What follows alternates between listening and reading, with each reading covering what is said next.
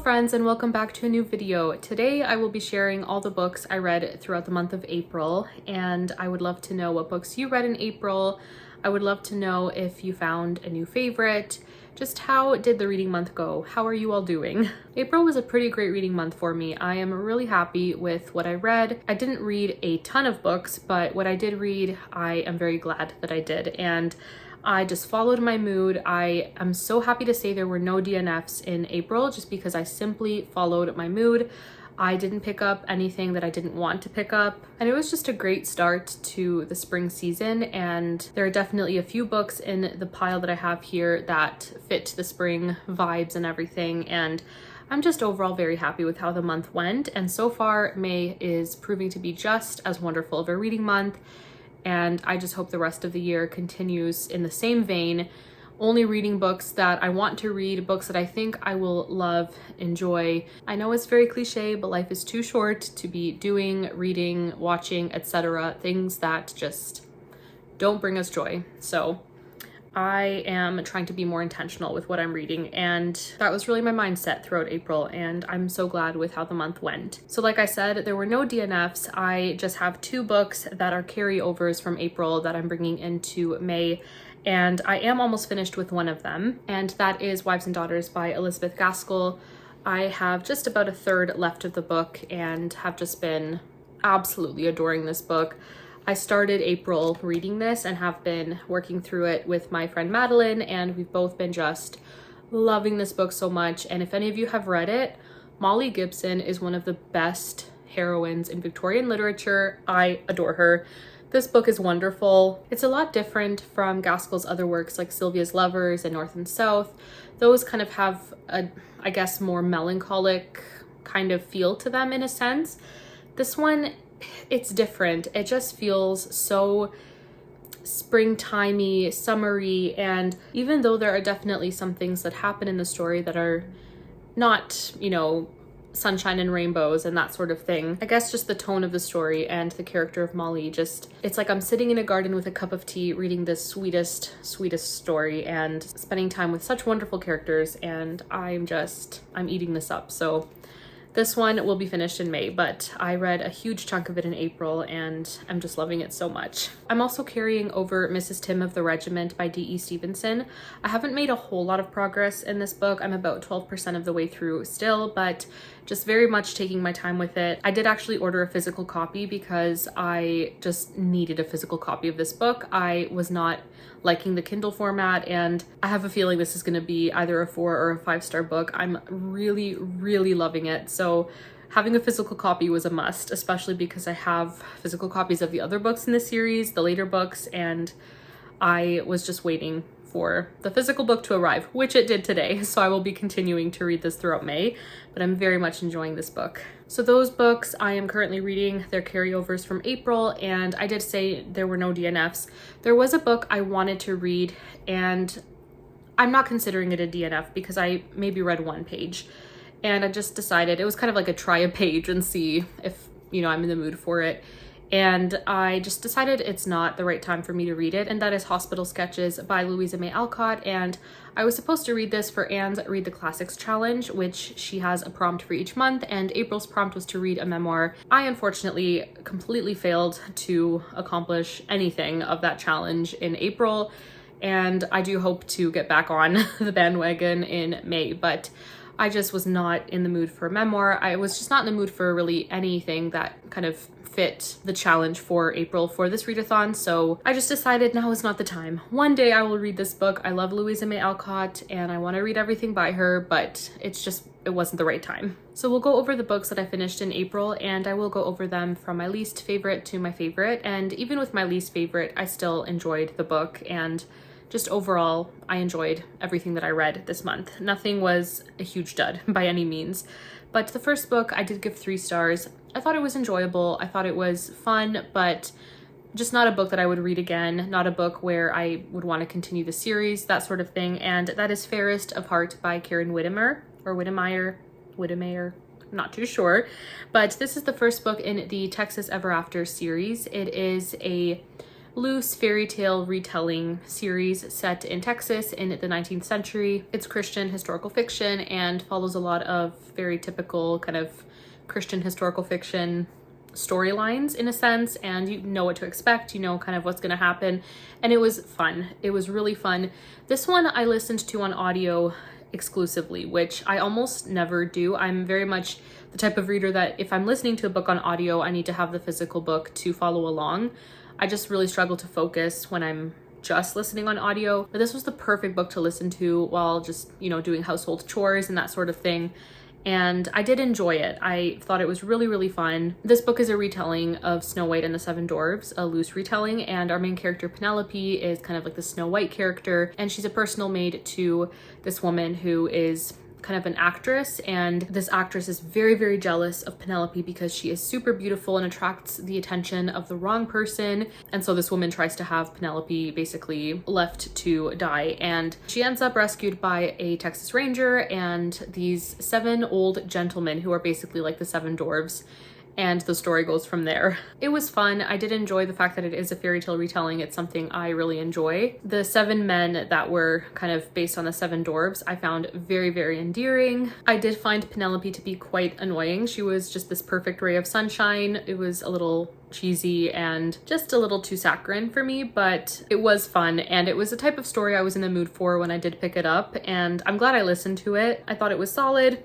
3 stars makes sense to me. I don't think I'll continue the series, but it was exactly what I was in the mood for. It delivered in that sense, and I'm glad I listened to it. Next up is Henrietta's Wish or Domineering by Charlotte Mary Young, and this book is, I guess, kind of a novella. It's a longer novella, kind of in between a novella and a novel. This one I read with a group that has been reading some Charlotte Mary Young books together, and it's been really, really fun over the last several months. Charlotte Mary Young is definitely one of my favorite Victorian writers, and even though this one wasn't one of my favorites by her, I still just loved her writing, and I love just how she sets the scene and takes you through a room and kind of tells you to just trust her as she's introducing you to these characters, and you're kind of getting your sea legs in a way when you're reading her stories and trying to navigate, you know, the terrain, so to speak. And at first it feels kind of overwhelming. You're like, who are all these characters? Who are these people? And it's like she's telling you to just trust her. It will all make sense, and it always does. And she's just wonderful with that. You truly do get to know her characters on a deep level, and I really, really love that about her books. This one I gave 3.5 stars. I did enjoy it, and it had some really, really memorable characters.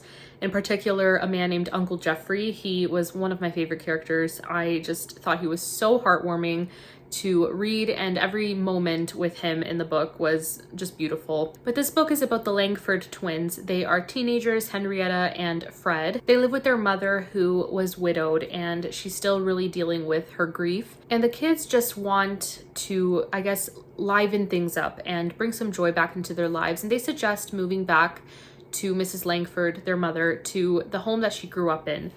And at first she's kind of apprehensive because there are so many memories there. She's not sure if it's the best decision just because of all the memories with her husband who had passed away. And eventually they decide to move, and they move back into this house, and we get to see the grandparents and the cousins and the extended family.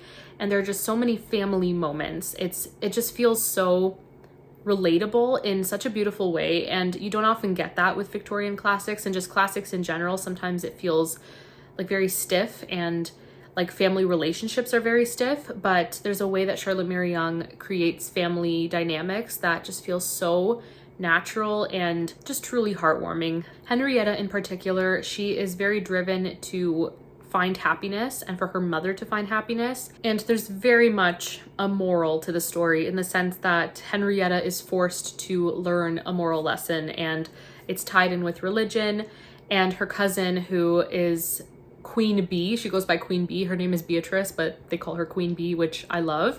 She's very much a go-getter, very headstrong and opinionated and determined and independent, feisty. She's very domineering in her own way, and it's just really interesting how Charlotte Mary Young uses these characters to basically instill these values, these religious values and moral values. And it's really interesting. It was just a bit too heavy-handed in this book, but still a very enjoyable story. And even with all of that, I still found the book to be endearing. And I mentioned very sweet family moments and a lot of cozy moments, and Uncle Jeffrey I mentioned as well. Just such a fun, loving, yet still very sensible person, and a disciplinarian while still being fun, which I really, really loved. And Henrietta's twin, Fred, I really, really appreciated how Charlotte Mary Yonge wrote his character. She didn't write him to be this perfect picture of Victorian manhood in a way. In the story, Fred is described basically as growing up very sheltered and not going to school, boarding school with all these other boys, and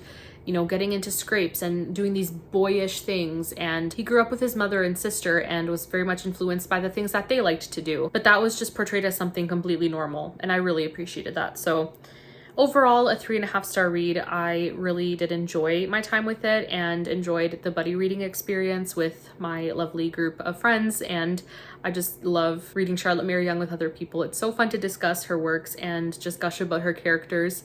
And yeah, 3.5 stars. I thought it was really, really fun. Next up is a book from one of my favorite series, and that is the Mrs. Pollifax series. We have book 5, Mrs. Pollifax on Safari by Dorothy Gilman. This one was so fun. I gave it 3.75 out of 5. I really, really enjoyed it. So far, I would say in terms of the plot, it's my least favorite of the 5 I've read, but still such a fun book and just such a wonderful series. And I've been thoroughly enjoying my time with these books, and with Mrs. Pollifax, she is wonderful. I've heard someone say, I want to be Mrs. Pollifax when I grow up, and I love that. I do too. If you know absolutely nothing about the Mrs. Pollifax series, I would be surprised, because I feel like everyone's reading it now and it's just wonderful. But they are modern classics. They were published, I believe, back in the 60s and 70s. And Mrs. Pollifax is this woman in her retirement years living in the United States, and she somehow finds herself working for the CIA as a courier in the first book in the series, and realizes she's pretty good at that job. And in each successive book, she has a different mission for the CIA, and it's so much fun. It is just lighthearted, spy thriller fun. But Mrs. Pollifax is one of the most endearing characters. The writing is so great, and these books are just so fun. They are full of adventure and humor and wonderful characters, and I just can't get enough. And in book 5, Mrs. Pollifax on Safari, Mrs. Pollifax goes on safari in Zambia. Her unofficial role is to be this kind of photographer for the safari, but the goal is to capture an assassin who is thought to be trying to kill the president of Zambia. So Mrs. Pollifax is taking pictures, but then someone steals all her film, and the story goes from there, and crazy things happen. And a wonderful character from a previous book who I thought I would never see again is back in this story, and I was so happy to see this person. I won't say who it is because I won't say who it is. I'm not the biggest fan of political intrigue and all of that, but the way that it's done in this series is just, I love it. I love it so much. There is a touch of a potential romance for Mrs. Pollifax, which was such a lovely surprise and very, very sweet, and I loved it. This book was just such an escape, and not my favorite in terms of plot, but again, just a wonderful series. Next up is The Muse of Maiden Lane by Mimi Matthews. This is book 4 in the Bells of London series, and I had such a wonderful time reading this book. I buddy read it with my lovely friend Steph, and we both really, really enjoyed this one. I think Steph loved it just a little bit more than I did. I gave it 4.25 out of 5 stars, and Steph gave it 5 stars. And I can totally understand why she gave it 5 stars. I thought this was a very special story and very much underrated, even by me. But it's a me problem. The reason I didn't give it a full 5-star rating, but it was a wonderful, wonderful conclusion to the Bells of London series. I will say, I do feel like it was a little lackluster just compared to the first 3 books. And it's hard not to compare the characters in this story and their romantic development to the previous 3 couples, but I still think this was a wonderful ending to the series, and I did very much enjoy it. The series is set in the Victorian era, and each book is focused on a different couple. The girls in the series are all friends. They all ride horses together, and they are very, very close friends. And this one is about Stella, and she is very much the, I guess, quieter of the four. She's very much overlooked, and she also has some sort of, I guess, condition where her hair is just gray. It just turned gray very prematurely, even though she's in her 20s, and she's very ashamed of that. She also lives with her brother, who is a vicar, and he is very, very manipulative and just controlling and a terrible person. Reminded me of Mr. Collins, but a much more rude version of Mr. Collins. In the previous book in the series, Stella had met Teddy, and he is an artist. He also has a disability. He's in a wheelchair, and he had seen her with her gray hair. He thought she was absolutely beautiful, and they meet again at a Christmas party at the very beginning of this book, and it's their story. It's their romance. He is an aspiring artist and tries to convince Stella to be his muse, to pose for him, but she is very uncomfortable with the idea just because they are not married. I think the thing that didn't quite work for me is that the majority of this story is Teddy trying to persuade Stella to pose for him for his painting that, you know, he dreams of painting. And the back of the book says that he'll do anything to persuade his muse to pose for him, even if he must offer her a marriage of convenience. And I kept expecting this offer, this proposal to happen, and it didn't happen for so long. It took about 75% until we get to that moment. The last quarter of the book was beautiful. It was beautiful, it was heartfelt, it was magical. And as someone who is trying to get into learning about art and even Greek mythology, there were mentions of Greek myth and ancient Greek mythological characters and everything. And Teddy kept referring to Stella as his star, and just, I kept picturing like moonlight, and the last quarter just felt like I was watching the story unfold in painting form, if that makes any sense. It was beautiful, it was poetic, there was just such a beauty to it. I loved the art of it. I loved Teddy's love of art. I really loved that. It just took very, very long to get there. It took very long. And throughout a lot of the book as well, I felt like I didn't really understand Teddy. And then I come to realize that he is introduced in the Parish Orphans of Devon series. And I didn't know that. I didn't know that he and his sister and her husband were characters in that series, and now I feel like if I had read that series first and then read the series, I would have appreciated Teddy as a character more, as well as his sister and her husband, and a whole host of other characters that are introduced in the story, and I'm like, who is this? Who is this person? I don't know who these people are. So because of that, it was not a 5-star read for me, but it still was such a beautiful read. I've seen people say that they didn't really like Stella, like she seemed kind of standoffish or just too quiet and just not that strong of a heroine, and I tend to disagree. She kind of reminds me a little bit of Fanny Price from Mansfield Park in the sense that she has more of a quiet strength, and the way that she treats Teddy with his disability I just found very, very beautiful, and I really liked that the author portrayed disability the way that she did. I just thought it was well done. But yeah, those are my very jumbled thoughts on the Muse of Maiden Lane. I very much enjoyed it, and I stayed up very late to finish it because once I got to the 75% mark, I couldn't stop. And I finished it at 1 in the morning on May 1st, actually. So I did finish it in May, but that doesn't really matter. 1 in the morning, I was just devouring the last bit of this book. It was wonderful. I'm very much looking forward to the Parish Orphans series, especially to get more backstory on Teddy and his sister. Then we have March by Geraldine Brooks. This book, it was quite a harrowing read, and even now just looking at it and thinking about the experience reading it, I feel a heaviness. You know, in some books, you look at them and it just brings back, you just remember. You remember the experience. You remember the feeling of nausea or the feeling of joy or whatever it is. I felt like a physical reaction to this book. It was intense. I did try reading this back in April of 2024, I believe, and I had to temporarily DNF it. I was just not in the right headspace at the time, And this is why I am on Team DNF and try again another time. I am so glad I waited to read this book when I did.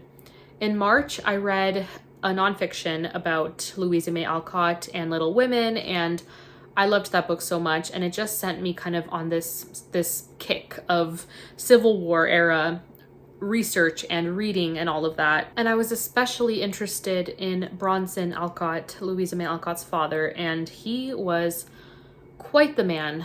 And this book is really interesting because the author, she was quite heavily inspired by Bronson Alcott in her portrayal of Mr. March. In this book, he is called Amos March, and it is basically his story as he is a chaplain in the Civil War, and Marmee and the children are in Concord, and there are some time jumps to when he was younger and he would visit the South, and it's definitely true to the events that Louisa May Alcott wrote in Little Women, but the character of Mr. March, I felt, was very, very strongly influenced by Bronson Alcott, and that made for a very, very emotionally intense read because he was probably a very difficult person to live with, and just what an interesting and odd person. Very, very odd. This is a very, very heavy book. So many trigger warnings. It deals with some very, very harrowing and difficult things to write about. I can't imagine writing a story like this, but the author did such a great job and dealt with these things with such grace. I appreciate that it wasn't a North is good, South is bad kind of tale lacking nuance and all of that. It was dark, it was intense, it was not Little Women, it was not a cozy fireside read at all. It made me think, it made me very angry, it made me feel a lot, and I love when a book can do that. The way that Geraldine Brooks wrote these plantations and slavery and everything, it was brutal and honest and gut-wrenching. And she also explored marriage, and I found myself very frustrated by both Marmee and Mr. March. I felt a lot of things. I had a lot of very, very intense emotional reactions to a lot of what happened in this book. It's a short book, but it packs a punch. I am so curious to read more by this author. I am very, very intrigued. Her writing style I really liked, and yeah, I thought this was really, really powerful, very intense. It's kind of weird to say this, but when I finished March, I wanted more of that kind of story. I wanted more of that rawness, and my mind was just in a Civil War kind of frame of mind, if you will. And so I picked up Incidents in the Life of a Slave Girl by Harriet Ann Jacobs, and wow, this one I was not able to give a rating. It is nonfiction.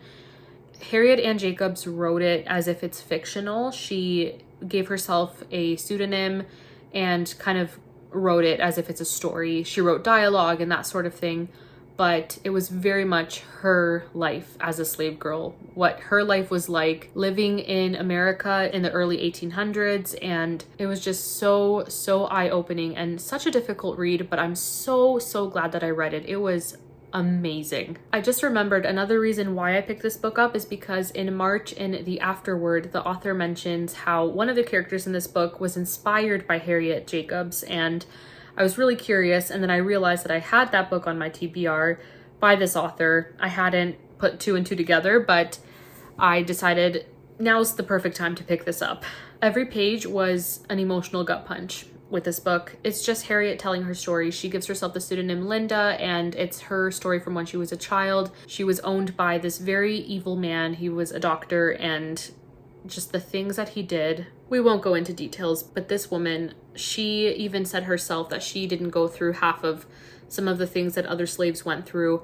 And to save her children from slavery, she ended up in hiding for 7 years in a tiny little room where she couldn't even stand up straight. 7 years, and her children didn't know she was there. Just brutal. Just like March, a lot of trigger warnings, animal cruelty, death of infants and children. And just like with March, I felt physically ill several times reading this. It was really difficult to read. I definitely want to get myself a copy of this, and it's one that I will reread in the future. It is a must read. It is a classic. It was just so beyond powerful. Powerful isn't even the right word for it. I'm so glad I read it. I have two more books to talk about, and they are both books I finished towards the end of the month, and they were both just perfect spring reads and just books that lifted my spirit. After starting off the month with those really difficult reads that I just talked about, I definitely found myself needing lighter and just springtime, flowery, happy books. And this first book of the last two that I need to talk about is The Two Princesses of Bamarre by Gail Carson Levine, and this one was actually a reread for me. I talked about it in my spring book recommendations video, and I mentioned how it's just the perfect book to read this time of year. It's basically like a fairy tale. It's this fantasy story with two sisters who live in this kingdom called Bamarre, and there is a gray death that has been killing many people. And one of the sisters, Addie, she is very timid and meek and kind of hides herself and doesn't have a lot of courage. And Meryl is very much the brave sister, and she's the go-getter, the one that would, run into battle and that sort of thing. But in this story, Meryl falls ill. She gets the gray death, and Addie feels that she is the only one who can go on this quest to find the cure for her sister, for the gray death, and in a way also fulfill this prophecy. Addie goes on this quest, and she is helped by this sorcerer who she kind of developed some feelings for, and it is just the sweetest story. I love the sister relationship so much. It is such a page turner. It's just such a beautiful story about sacrificing for family and facing your fears, and I just loved it. I loved this reread. I gave it 5 stars, just like the first time I read it. I wish there was a film of this. I really love the Anne Hathaway Ella Enchanted, and I wish there was a live action film of this book. It would be so fun. But that is The Two Princesses of Bamarre, just such a fun, lighthearted palate cleanser, adventure story with dragons and ogres. And as someone who's not huge into fantasy, I really love the way that Gail Carson Levine tells her stories. And I just love this style of fantasy, just this kind of fairy tale medieval vibe. I love it so much.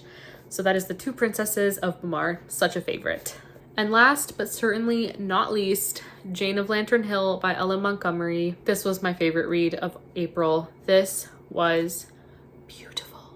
Beautiful, beautiful, beautiful. How has it taken me this long to read this book? I will say The Blue Castle and Anne of Green Gables are still top tier for me. They still rank higher than Jane of Lantern Hill, but I definitely adored this. I definitely consider it a favorite Ellen Montgomery. It was 5 stars. Jane is a kindred spirit. She reminded me so much of me at her age. Just, oh my gosh, I loved this book so much. Jane is a young girl. She is 12. She lives in Toronto with her really awful grandmother and her mother, and she doesn't really know anything about her father. She knows quite literally nothing, but one day learns that he is alive and he is living in Prince Edward Island, and he really wants her to visit him and spend the summer with him. Her grandmother is not a fan of the idea. She's a very stiff and just emotionally manipulative and rude and just terrible human being, and is pretty terrible to Jane, also terrible to Jane's mother, and she eventually gives in. Jane goes and visits her father, and the story ensues. And I loved exploring Prince Edward Island through Jane's eyes. I loved seeing Jane go from this timid and insecure, bitter child, and this young girl who was just full of so much pain, and she just wasn't able to work through her emotions. And it mentioned many times as well, she was never really able to even cry. She goes from that to this carefree spirit, and it's all because of her dad and her wonderful experiences on Prince Edward Island. And we get to learn kind of why her parents aren't living together, and it is just beautiful.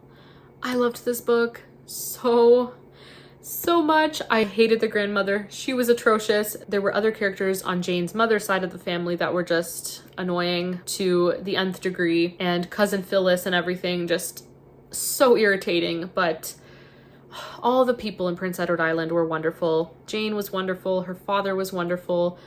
And just, I mean, look at all the tabs. These are tabs for heartwarming moments, humor, beautiful nature descriptions. It was just full of all of that, just full. Jane also has this thing for the moon and moonlight, and I love that as someone who also loves the moon.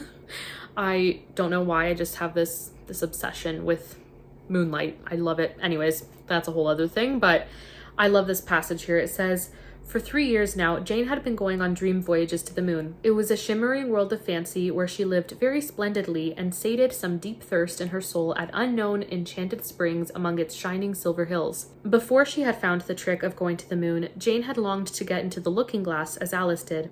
She used to stand so long before her mirror, hoping for the miracle to happen, that Aunt Gertrude said Victoria was the vainest child she had ever seen." That's another thing. They will not call her Jane, which is her middle name, but she prefers to go by Jane, but her grandmother and her aunts will not call her Jane. They insist on calling her by her first name, which she hates. Her grandmother's name is also Victoria, I think. But anyways, what a wonderful family. What a lovely family. The only character from Prince Edward Island that drove me nuts was Aunt Irene, and thankfully she wasn't there for too much of the story, but she was quite irritating as well. Another passage about starlight and moonlight. "The sky was cloudless, and a few shining distant stars looked down on the sleeping town. A tree not far away was all silvery bloom. Moonlight was spilling over everything from a full moon that hung like an enormous bubble over what must be a bay or harbor, and there was one splendid, sparkling trail across the water." So there was a moon in Prince Edward Island, too. Jane hadn't really believed it before. And this passage as well. "A June morning in Prince Edward Island. A wave of fragrance broke in her face from the lilac hedge between Aunt Irene's house and the next one. The poplars in a corner of the lawn were shaking in green laughter. An apple tree stretched out friendly arms. There was a faraway view of daisy-sprinkled fields across the harbor where white gulls were soaring and swooping.